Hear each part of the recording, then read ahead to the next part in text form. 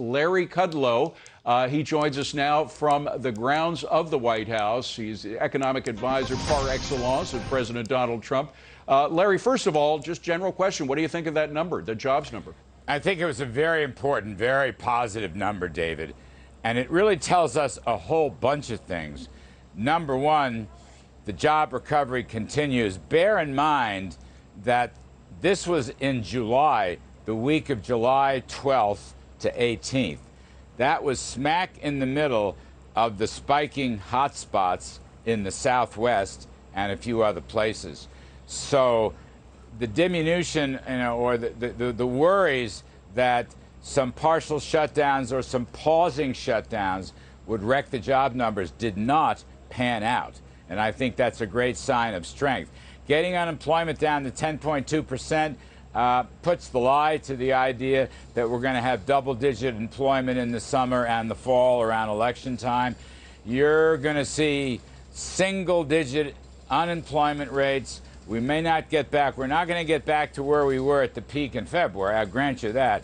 But the idea that we're going to get down to, below 10, 9, 8, I don't want to go too far, but that's a big change in attitude. And let me add a third point that's very, very important.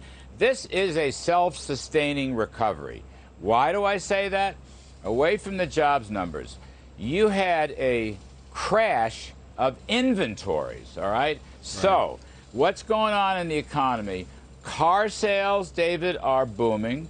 Retail spending overall is booming, okay? But companies are going to have to produce new inventories to restock the shelves all across America, and that is a huge boost to the economy in the third and fourth quarters. Well, Larry, and so this is a self-sustaining recovery, and the job numbers are stronger than anyone thought possible, and we're climbing our way back from the awful pandemic. Okay, well, it was a great beat of the estimates, and I don't mean to rain on the parade, but there were a couple of issues I want to talk about. First of all, there are still millions of Americans unemployed.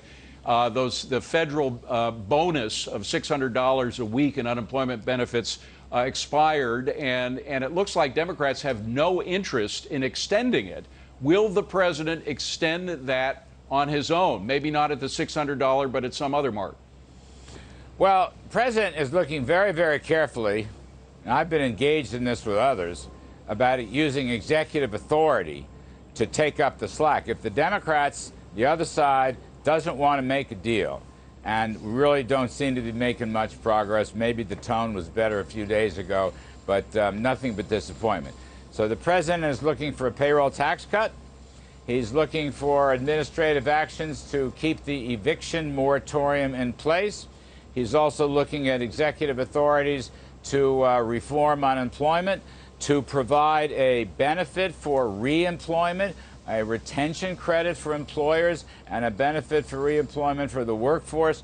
Those are essential items on his list. We want to keep the momentum going here in the economy. As you noted, there's still hardship and heartbreak out there. I mean, the great news is the V-shaped recovery is springing back. Well, but let me just ask about timing. Let me just finish the thought. Yeah. He is intent on using all of the federal power levers at his disposal. Okay. And if we have to do executive orders, he will do them. I can tell you, yesterday and last evening when I left, I'm working with the counsel's office on a payroll tax cut. The draft is basically completed. Well, we'll talk about that, but the issue of the unemployment bonus, of course, a lot of people say it's a disincentive for people to go out and look for work. I think there's a lot to that. However, there are people who are counting on it. How soon, can you give them any idea of how soon they'll have to wait? Well, I can't because of the stalled negotiations.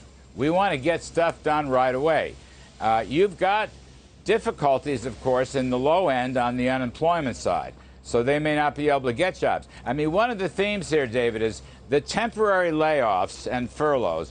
Those folks are coming back to work in large size. That was from the Payroll Protection Program and other parts of the First CARES bill in March. So that's a great part of the story.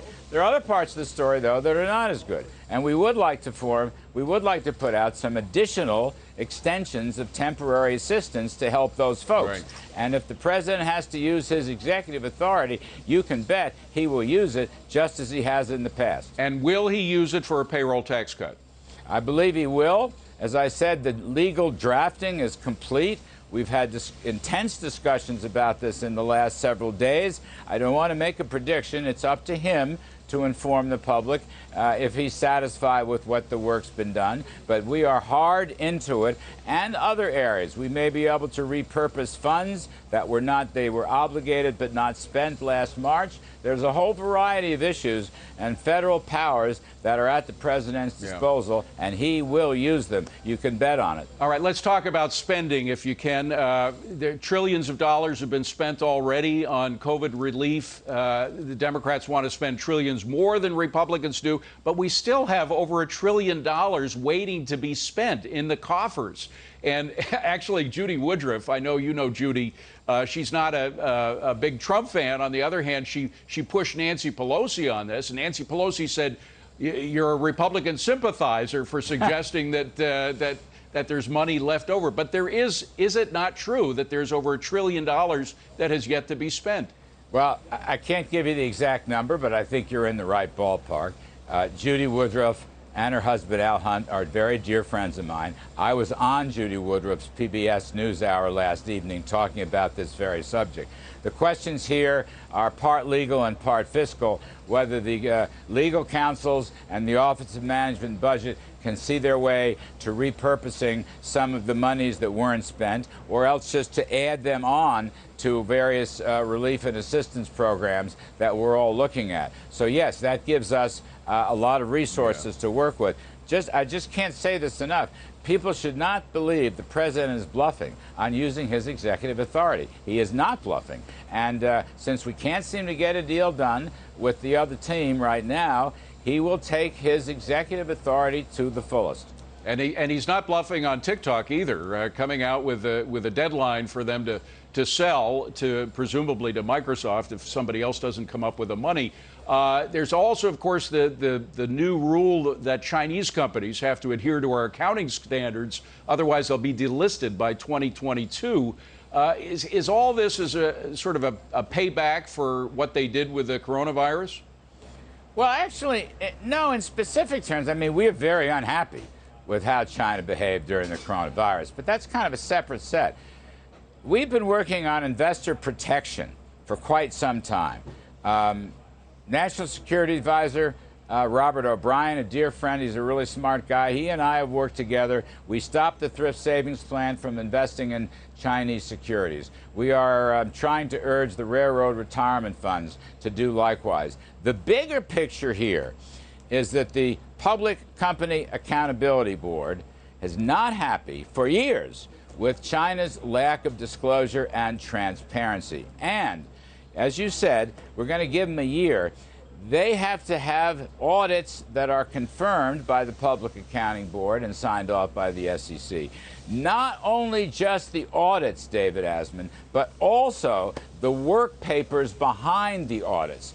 And if that is not done satisfactorily by Chinese companies that are public now or may wish to go public in the future, then it will not pass muster. They have to meet American standards. What we're doing here is U.S. investor protection as well as national security items. Yeah. So I would take that one very seriously. A lot of people think it's about time, frankly. We've been talking about this for years. Larry Kudlow, what a pleasure to see you.